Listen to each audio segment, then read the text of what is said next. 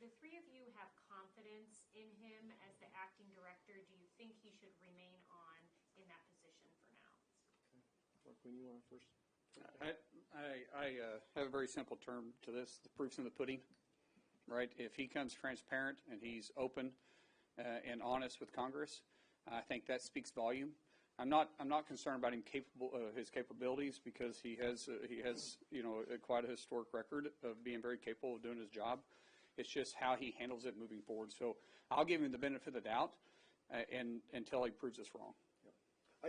I think it's next to impossible to take any person from within the Secret Service to turn it around right now.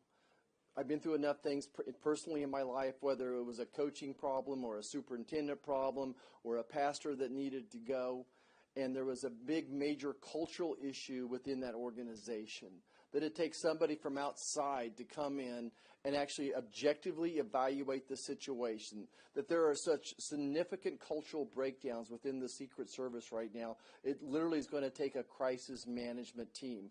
I think he's fine in his role right now as acting director, but I don't think that he has the skill set or the objective ability to turn this Secret Service around and take it to the place where America has confidence in it once again. I think that his unwillingness, as I hear him say, I take responsibility, but I'm not going to tell you if we actually had our meeting that morning or not with them. And he didn't know if they really had a meeting with the local police or not. His unwillingness to say who makes the decision when it comes to who gets Secret Service and how much. He was too focused on covering the actions of the Secret Service, so I don't think that he has the ability to turn this around. Somebody needs to stay in place from within, but we really need an entire new management team in there and shake this place up. Do you think the next Secret Service director should be Senate confirmed? I do. I believe the Secret Service director should be Senate confirmed. I'm supporting legislation to do precisely that. But let me say on your question a moment ago, I'm going to agree with Mark Wayne that the proof will be in the pudding.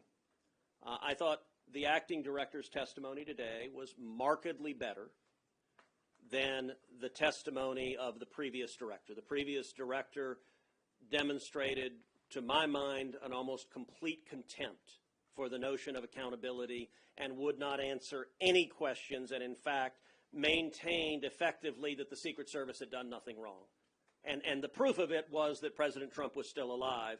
When had that bullet been a half inch to the left, history would have been different, and President Trump would have been murdered that day. That is a total security failure on the part of the leadership of Secret Service. So the acting director, I was glad in his opening remarks, he stood up and took responsibility and admitted at the outset it was indefensible that roof was not secured. That was a good place to start.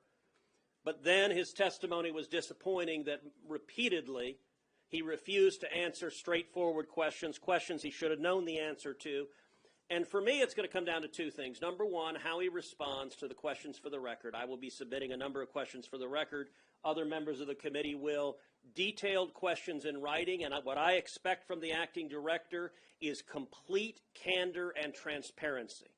If he behaves as he did this afternoon, circling the wagons and wanting to protect everyone at Secret Service to say we did nothing wrong, I think that will demonstrate he is not qualified for that job and does not understand the magnitude of the stakes. So I think question number one, does he demonstrate candor and transparency? And number two, is he able to change how Secret Service operates? Look, the most compelling question is, what are they doing differently today? The shooter in Butler, Pennsylvania was not the last threat to any of the protectees under Secret Service protection. What is Secret Service doing today to do differently? Are they assigning sufficient agents? Are they using assets? Are they using air assets? Are they using drones? Are they using helicopters? Are they going and questioning suspicious individuals? Have they worked through the communication? If they're relying on local law enforcement and yet they can't communicate with them, that needs to be fixed immediately, because the most compelling priority is to make sure, God forbid, another assassin does not carry out another attempted assassination or successful assassinations. That's the Secret Service's job, and that'll be the test of whether he's qualified to do the job. Thank you, everyone. Thank you.